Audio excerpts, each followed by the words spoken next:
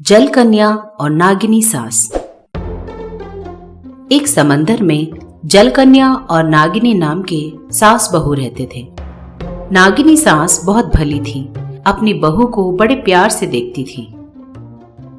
लेकिन जलकन्या हमेशा किसी सोच में रहती थी और बड़ी उदास सी रहती थी। एक दिन नागिनी सास ने खाने का सारा इंतजाम करके बोला, मेरी बहू कहाँ है? पता नहीं कहाँ होती है और क्या करती रहती है। इस तरह सोचकर वो पूरे समंदर में ढूंढने लगी। इस तरह वो ढूंढ रही थी कि एक जगह जलकन्या अकेली बैठकर किसी सोच में पड़ी थी। ये देखकर नागिनी बोली, अरे ये तो यही अकेली बैठे बैठे सोच रही थी। मैंने तो बेकार में ही पूरे समंदर छान मारा था। ऐसा सोचते हुए वो जलकन्या के पास आकर बोली, बेटी जलकन्या, क्या बात है? जब देखो तुम हमेशा किसी सोच में पड़ी रहती हो। तुम्हारा दुख क्या है, मुझे बताओ। तुम फिर से भूलोक के बारे में ही सोच रही हो क्या? उसने कहा। लेकिन जलकन्या ने कुछ नहीं बोला। वो अभी भी किसी सोच में ही पड़ी थी। ये देखकर नागिनी बोली, इसे क्या हुआ? ना बात कर रही है, ना मुझे देख रही है। जलकन्या, बेटी जलकन्या। इस तरह उसने जोर से बुलाया, फिर भी वो हिली डुली नहीं। वो थोड़ा पास जाकर अपने पूंछ से अपनी बहू को जोर से मारती है। उस मार की वजह से जलकन्या को होश आता है और वो अपनी सास को देखकर, सासू माँ, बोलिए आपको क्या चाहिए? चाय कॉफी कुछ पियेंगी क्या आप? मुझे कुछ नहीं चाहिए, लेकिन तुम बताओ, हमेशा यहाँ इस तरह उदास क्यों बैठी रहती हो? ऐसा दिखता है जैसे तुमने कुछ खो दिया हो। घर डूबे या ऊपर तैरे, जो भी हो मुझे ही करना होगा ना सासू माँ। देखो देखो, बातें तो बड़ी बड़ी करती हो, मगर तेरे बारे में ना मुझे बिल्कुल समझ नहीं आ रहा। बोलने लगती हो तो बोलती ही जाती हो, वरना जितना भी बुलाओ कम से कम हाँ भी नहीं बोलती। पहले बता, तुझे हुआ क्या है? तू ऐसे क्यों रह रही है? मुझे क्या हुआ है सासू माँ, मैं तो एकदम ठीक हूँ। तू ठीक है? तुझे पता है मैं तुझे कितनी देर से पुकार रही थी। अब वो मैं दरअसल किसी सोच में पड़ गई थी, इसीलिए नहीं सुन पाई। वही पूछ रही हूँ कि क्या सोच रही है? तू फिर से भूलोक के बारे में ही सोच रही है ना? उसने कहा। तब जलकन्या अपने मन में इस तरह सोचने लगी, अरे बाप रे, इसे तो पता चल गया। अगर मैंने इन्हें अपने मन की बात बता दी तो क्या ये मुझे डांटेंगी? मैं जो भी मांगूंगी उसके लिए वो हाँ करेंगी। पता नहीं, मेरी समझ में तो कुछ भी नहीं आ रहा। अब मैं बताऊं या नहीं बताऊं, क्या करूं? इस तरह वो अपने मन ही मन सोच रही थी। तब सास फिर से बोली, अरे तुझे फिर से क्या हो गया? अरे अरे कुछ नहीं सासू माँ, चलिए खाना खाते हैं, बड़ी भूख लगी है। मैं आई ही थी तुझे खाने पे बुलाने के लिए, चल। ऐसा सोचते हुए दोनों मिलकर खाने के लिए चले जाते हैं। दोनों डाइनिंग टेबल के पास बैठकर खाना खा रहे होते हैं। नागिनी अपना खाना खाए जा रही थी, लेकिन जलकन्या फिर से किसी सोच में पड़ गई और अपने खाने को बस मिला ही रही थी। ये देखकर नागिनी बोली, अरे इसे फिर से क्या हो गया? जलकन्या, बेटा जलकन्या, तुझे फिर से क्या हो गया? कुछ नहीं सासू माँ, अब ये देखिए मैं खा रही हूँ। ऐसा बोलते हुए वो खाने लगी। ये देखकर, खाने के बारे में छोड़, पहले ये बता कि तुझे हुआ क्या है? तुझे अपने घर वालों की याद सता रही है क्या? एक बार मिलाओगी? नहीं सासू माँ। तो फिर बता कि बात क्या है? तू ऐसा मुंह लगा के बैठी रहेगी तो मुझे क्या लगेगा? आज तो मुझे बताना ही पड़ेगा कि तुझे हुआ क्या है। तू हमेशा ऐसे क्यों पड़ी रहती है? वो दरअसल सासू माँ, ये वो कुछ नहीं, तुझे अब बताना ही पड़ेगा। बताऊंगी, लेकिन बताने के बाद अब गुस्सा मत करना। अच्छा ठीक है, बता। मैं सोच रही थी कि मैं भूलोक जाकर आऊं। उसने कहा। ये सुनकर नागिनी दंग रह गई। क्या कहा? भूलोक? लेकिन क्यों? मैंने तुझे कितनी बार वहां जाने को मना किया है ना, तूने मेरी बात नहीं सुनी। क्या होगा सासू माँ, हमें क्या हमेशा इस समंदर में नीचे पाताल लोक में ही पड़े रहना पड़ेगा क्या? जब से मुझे पता चला है कि ऊपर भूलोक भी है, तो मुझे वहां जाने का वहाँ की खूबसूरती को देखने का बड़ा ही दिल कर रहा है सासू माँ। नहीं बेटा, वहाँ खूबसूरती के साथ अपराध भी बहुत होते हैं, वहाँ मत जाना। क्या होता है सासू माँ? आपने मुझे बताया था कि वहाँ मनुष्य होते हैं। वो लोग दिखने में कैसे होते हैं? वो हमारी तरह ही होते हैं क्या? वो भी यही खाते होंगे? वो लोग हमारी तरह बातें भी करते होंगे ना? वैसे ये मनुष्य होते कौन हैं?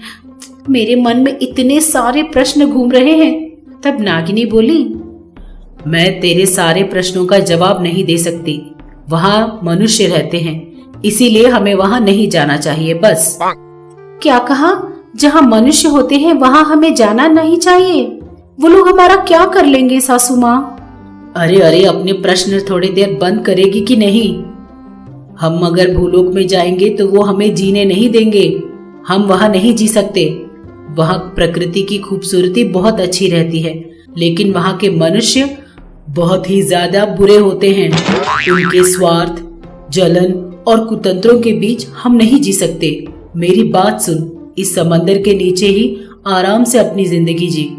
ऊपर जाना है, भूलोक को देखना है, इस तरह की सोच अपने दिमाग से निकाल ले बेटा। इस तरह नागिनी ने अपनी बहू को खूब समझाया और बिना खाए ही वहाँ से चली गई।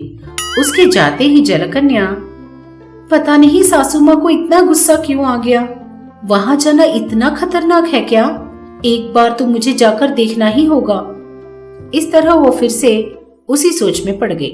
दिन बीतते गए। जलकन्या के मन में भूलोक जाने की इच्छा दिन ब दिन बढ़ती ही जा रही थी। वो जो भी काम करती, वो हमेशा यही सोचती रहती थी कि भूलोक में भी मनुष्य इसी तरह करते होंगे। नागिनी सास अपनी बहू को एक आंख देख ही रही थी। क्या करूं? ये दिन ब दिन पागल होती जा रही है। लाख मना करने पर भी ये बदल नहीं रही। ऐसा सोचते हुए वो अपनी बहू के पास आकर बोली, भूलोक के बारे में सोचना अब तू बंद नहीं करेगी क्या? अब जितनी बार मना कर रहे हो ना, मुझे उतनी ही बार भूलोक जाने का मन बढ़ता ही जा रहा है सासू माँ। एक बार मुझे भूलोक जाने दीजिए। ठीक है, भेजूंगी। क्या? सच में सासू माँ? बहुत बहुत थैंक यू सासू माँ। लेकिन एक शर्त है, मैं पहले तेरा एक टेस्ट लूंगी। अगर तू उस टेस्ट में पास हो गई तो मैं तुझे जरूर भूलोक भेजूंगी। अगर तुम हार गई तो तुम फिर कभी भूलोक जाने की बात भी नहीं करोगी, समझ गई? हाँ ठीक है सासू माँ, बताइए क्या करना होगा? उसने कहा। नागिनी काफी देर सोचकर उसकी बहू को भूलोक में लोगों से किस तरह सुरक्षित रखना होगा, इस विचार से एक परीक्षा रखती है। उस परीक्षा में जलकन्या जीत जाती है। जीतने के बाद बोलती है, सासू माँ, आपने जो परीक्षा रखी थी मैं उसमें जीत गई। अब मुझे आपको भूलोक भेजना ही होगा। ठीक है, मैं तुझे अकेले नहीं भेजूंगी, मैं भी तेरे साथ चलूंगी। आप भी आओगे? तो चलिए अभी चलते हैं।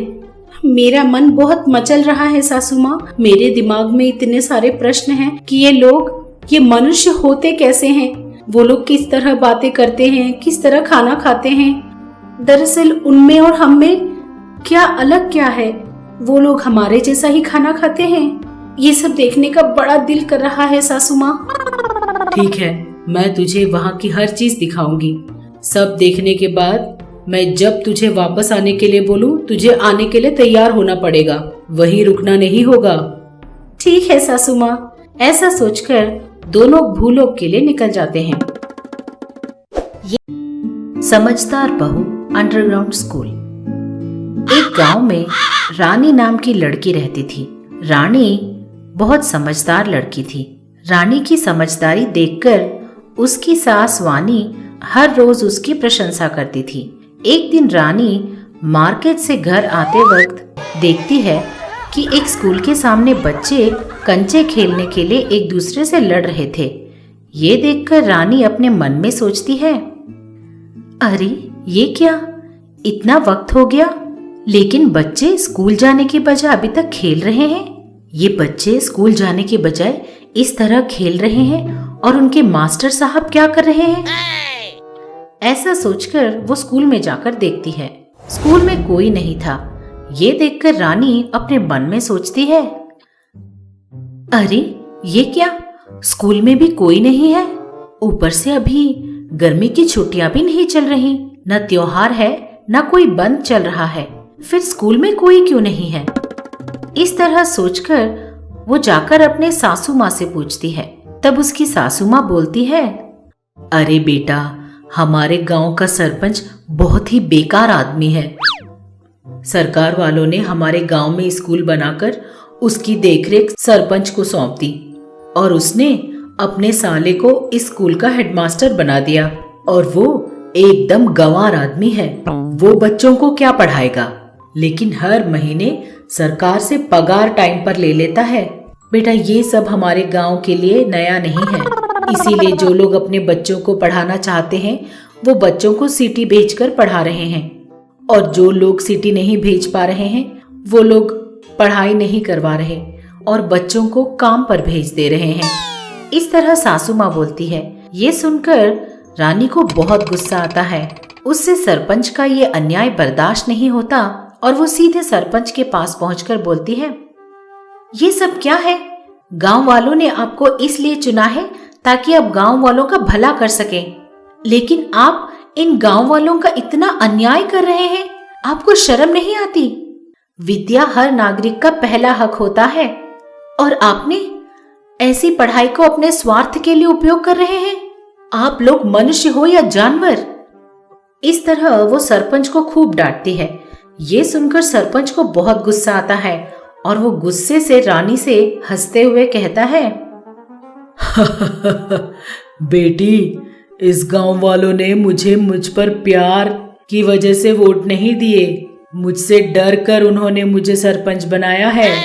तुम जो मुझे बोल रही हो इस बारे में गांव में सबको पता है, लेकिन कोई मुझसे पूछने वाला नहीं, क्योंकि सब मुझसे डरते हैं। इस तरह वो बोलते हुए हंसने लगा।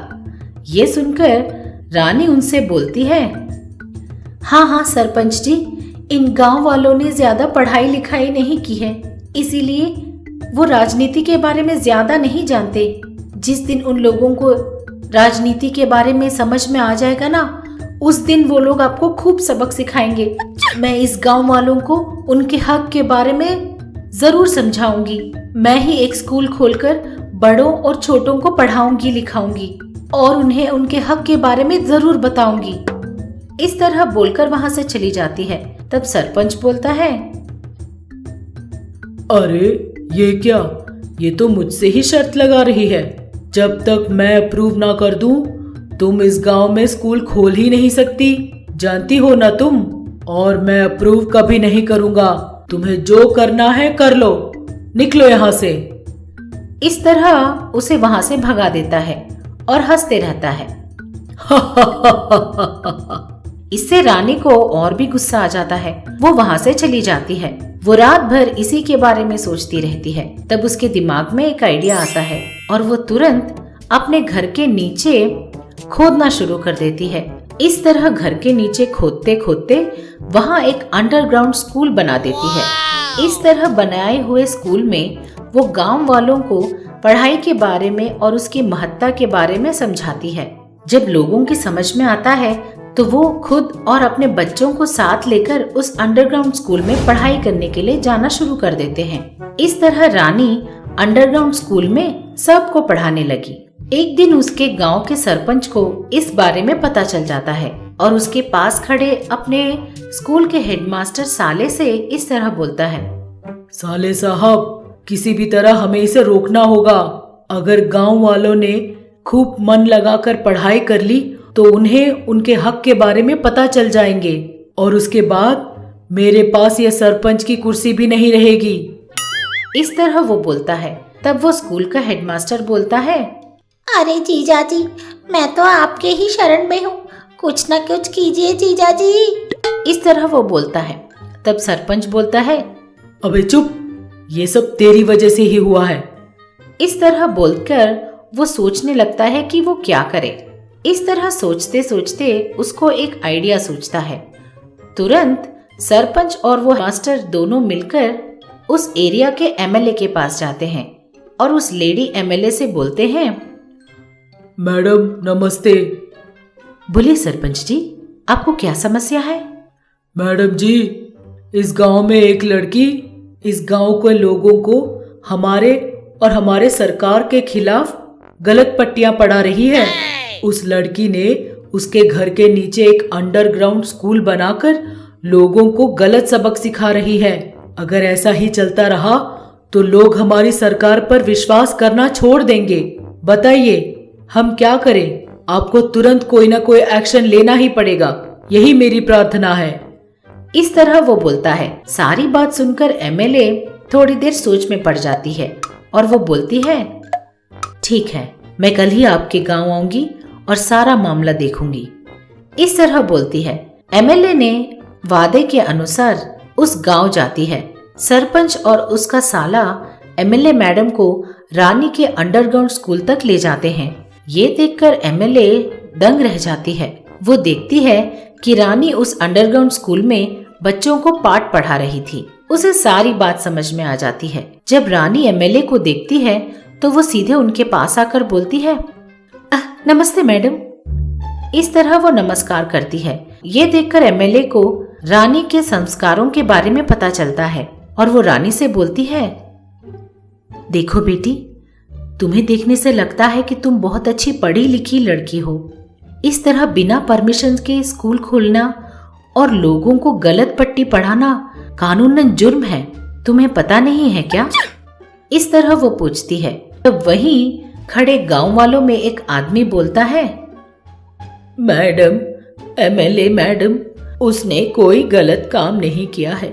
वो हमें गलत सबक नहीं सिखा रही है, वो हमें सिर्फ पढ़ा रही है।